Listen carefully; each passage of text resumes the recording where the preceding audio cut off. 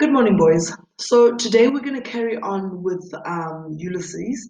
Like I said, this poem is the first poem of your matric poetry. Okay, I'm not going to repeat this lesson, so you really need to take note and pay close attention. It is going on the list of matric poetry for next year. All the poetry that we're actually doing this term is matric poetry, so it is for you for next year. Okay, so in the last video, I looked at some words and just a basic background. I didn't elaborate too much on the background of the poem, but it was mostly designed to just give you the words that you may not know the meanings of. We can also discuss other words that you don't know the meanings of after you've watched this video. Basically, this poem is about Odysseus, who was this Greek mythological character who traveled all over the world and saw all these amazing things and so on. And two different writers wrote about him. One wrote about his adventures and where he went and all the struggles that he had and so on. And someone else wrote something else about him. And Tennyson, the writer of this poem, the poet here, he actually kind of catches the story like in between. So after the adventure, what goes through a hero's mind. So that's the whole point of this particular poem. Um, our Ulysses, I've spelled adventure wrong here. It's supposed to be, he's a Greek adventurer and he's incredibly bored with his life. It like just think of something that you think to yourself, if I just had this one thing, or if I could do just this one thing, then I would have the perfect life. Like, think about that one thing. For some people, it's wealth. For some people, it's family. For some people, it's like other stuff. It's maybe traveling. It's maybe doing extreme sports or playing for your national team. Like, we all have that one thing that we aspire to do. Like, if I could just do that one thing, I'd have the perfect life, you know?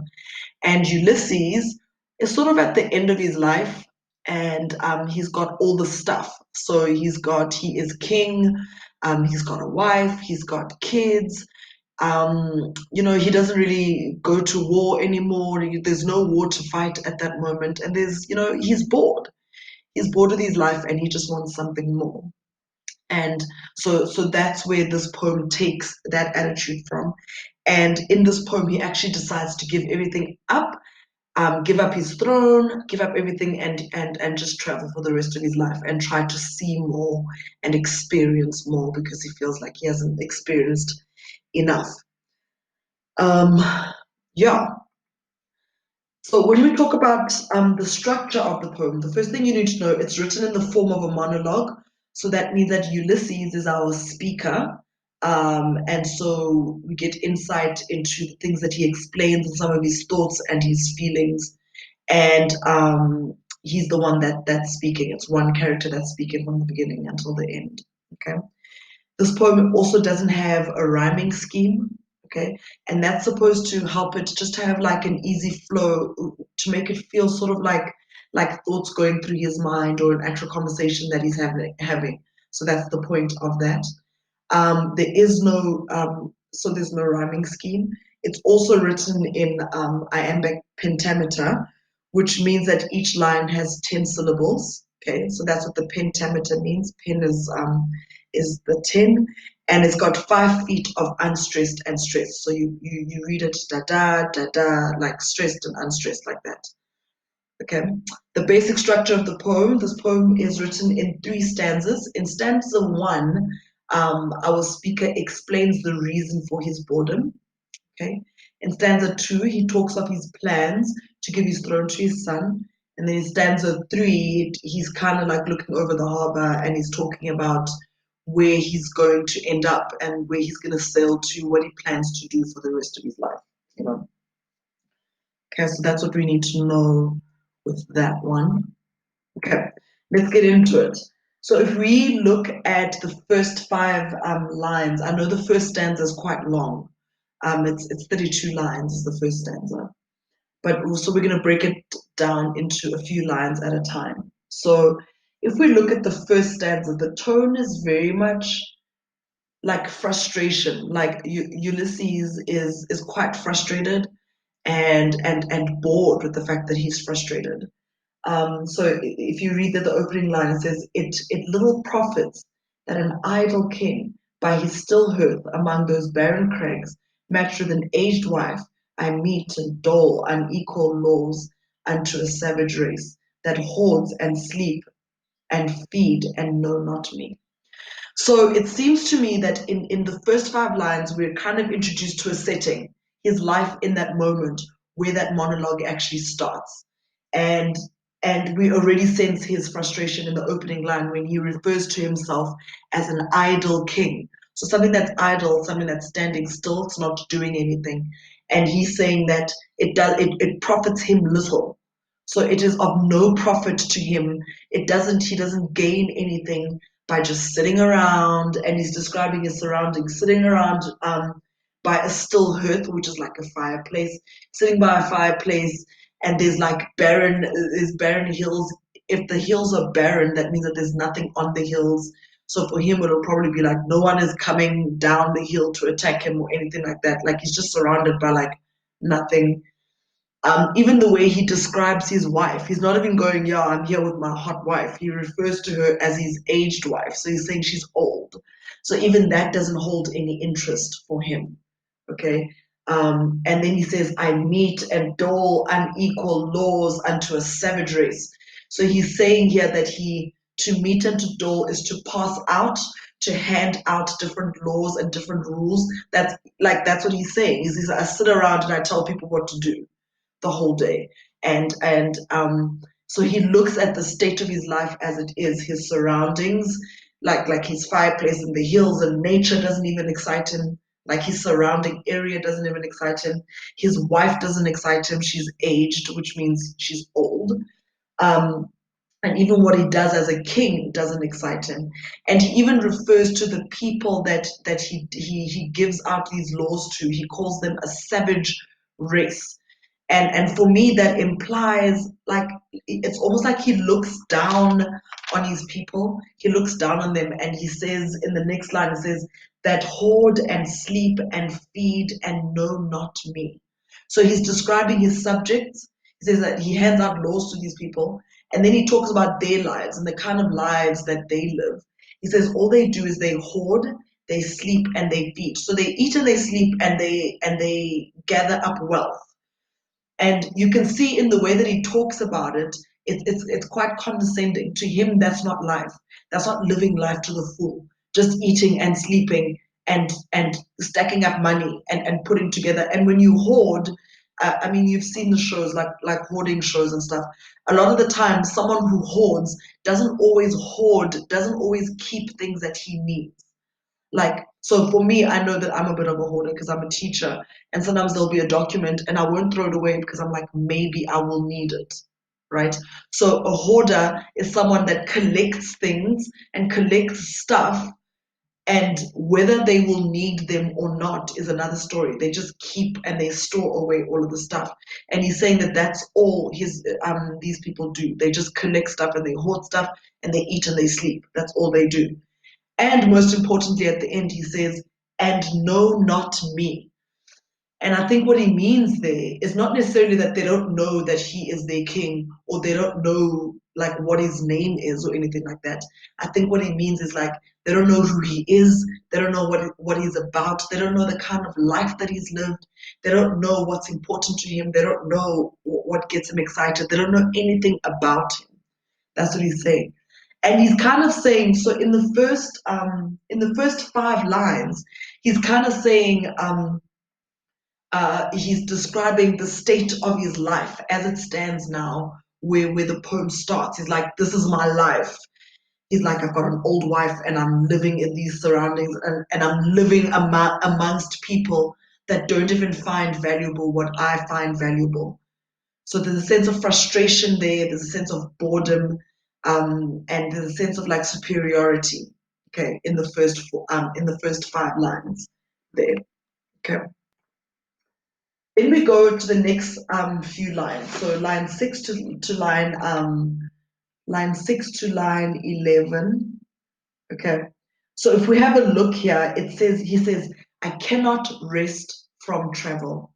I will drink life to the lees. All times I have enjoyed greatly, have suffered greatly, both with those that loved me and alone, on shore, and when those scattered drifts, the rainy hyades vex the sea, I am become a name.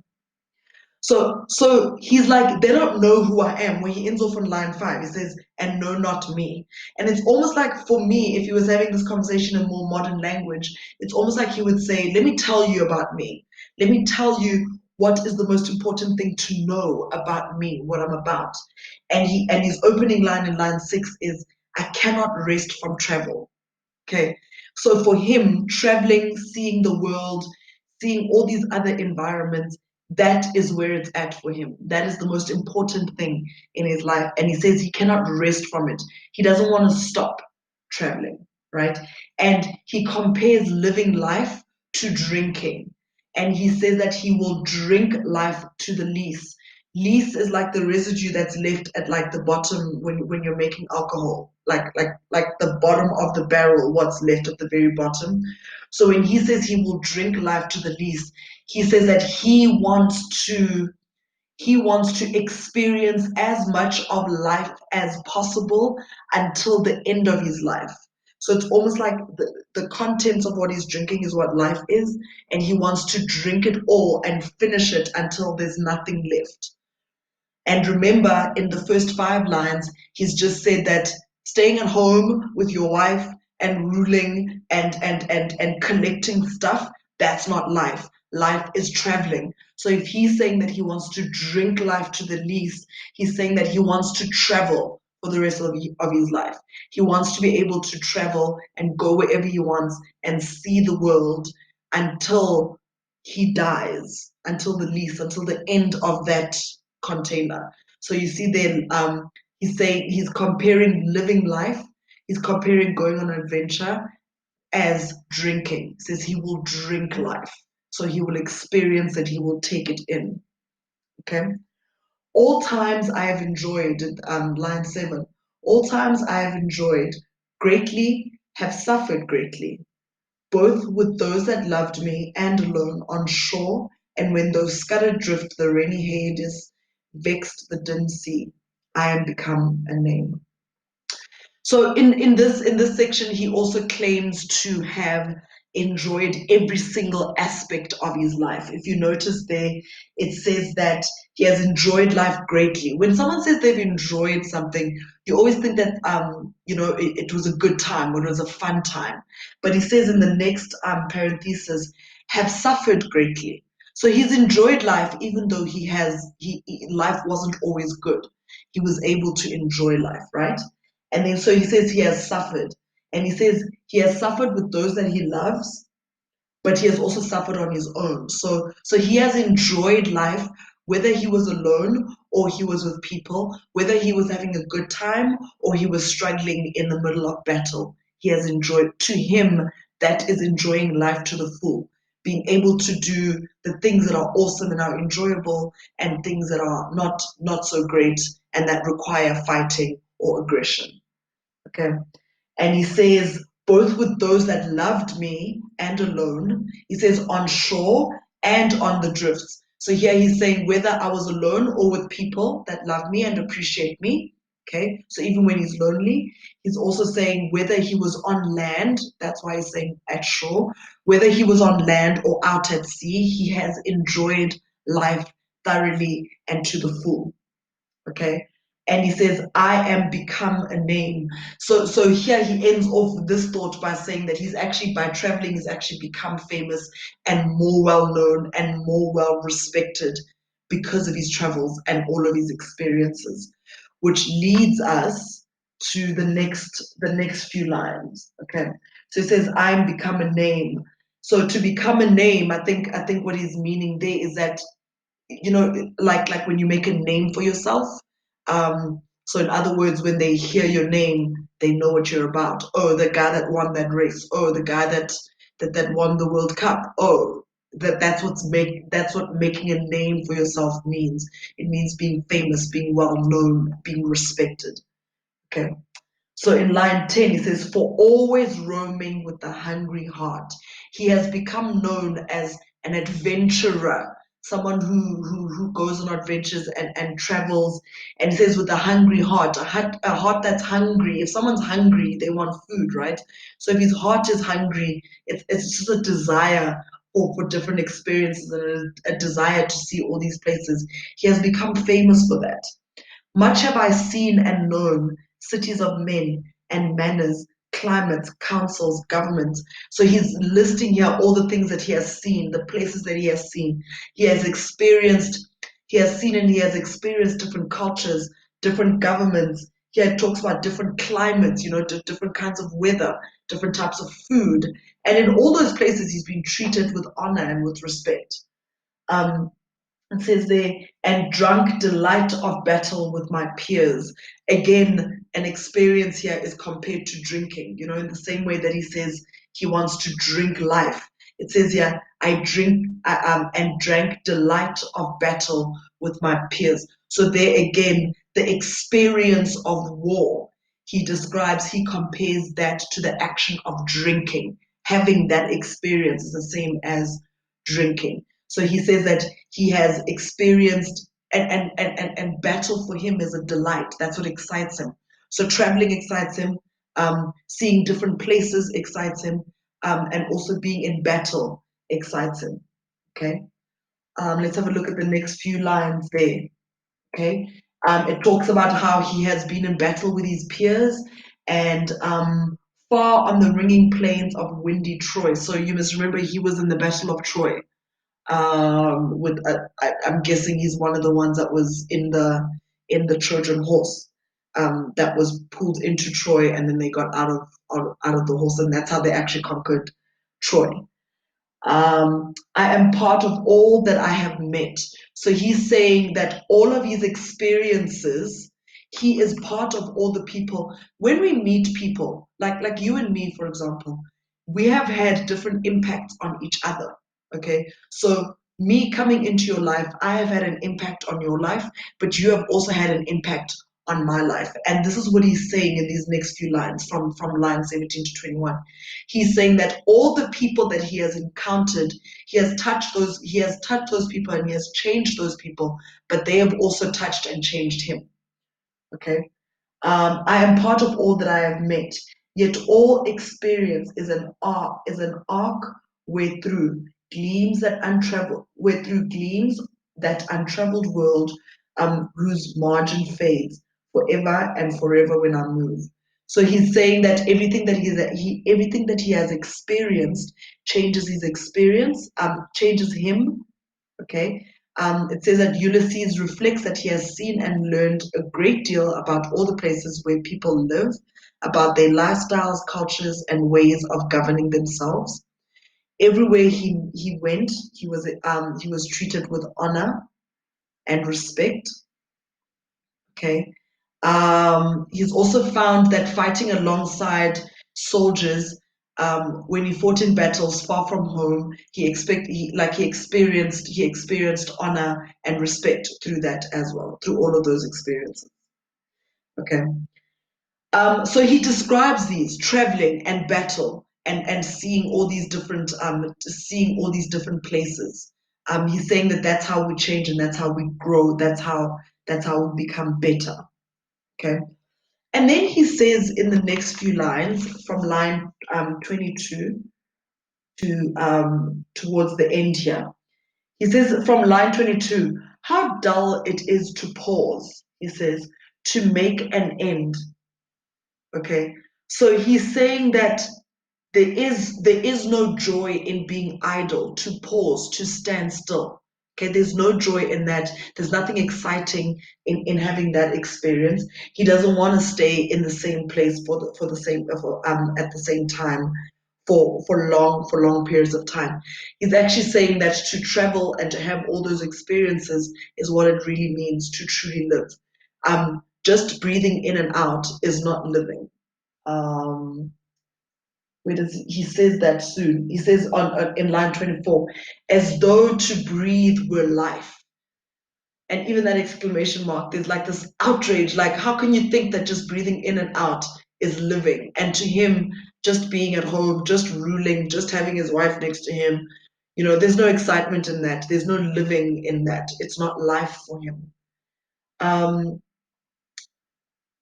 so he says, and funny enough, he says, all these experiences have not satisfied his desire for travel. Okay. If anything, each encounter has only whetted his appetite to see more of the world. So he's actually more excited to see even more. I think here he also recognizes that as much as he has seen, he has not seen everything. No matter how much of the world he sees, there is always still more to see, and it is these unseen regions that he always tries to pursue. Okay, he exclaims that it is boring and unsatisfying to stay in one place and stop doing the activities that define your life. So again, think about the activities that define your life, be it sport, being your friends, be it like your loved ones, your family, like whatever it is that you think defines your life. If you were to stop doing that, according to Ulysses, then you are no longer living. If you're not able to do the thing that you're most passionate about, and um, and so this is what. So then in line 24 there he says, life piled on life were all too little, and of one to me little remains. He says, so what he's saying that he feels that multiple lifetimes, even if he had more than one lifetime, it wouldn't be enough for him to experience all that he wants to. Okay. And he still says every hour he wants to spend traveling. Okay. Still, every hour that he has left to live before he dies has the potential to bring new opportunities for action. So for him, just sitting and doing nothing is a waste. He wants to put himself in a situation where there's always an opportunity for an adventure. There's always an opportunity for him to see more. Okay. And while it were for some 3 suns to store and hoard myself. So why must I stay in one place and preserve myself? He's probably one of those guys that's just like, my body's gonna get old and it's gonna break and it's gonna get ragged. So why must I spend my entire life trying to preserve it and trying to keep it safe?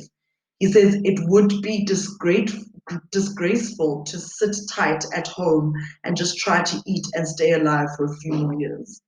Like for him, that would be a disgrace to just sit and be safe and not have any kinds of adventure.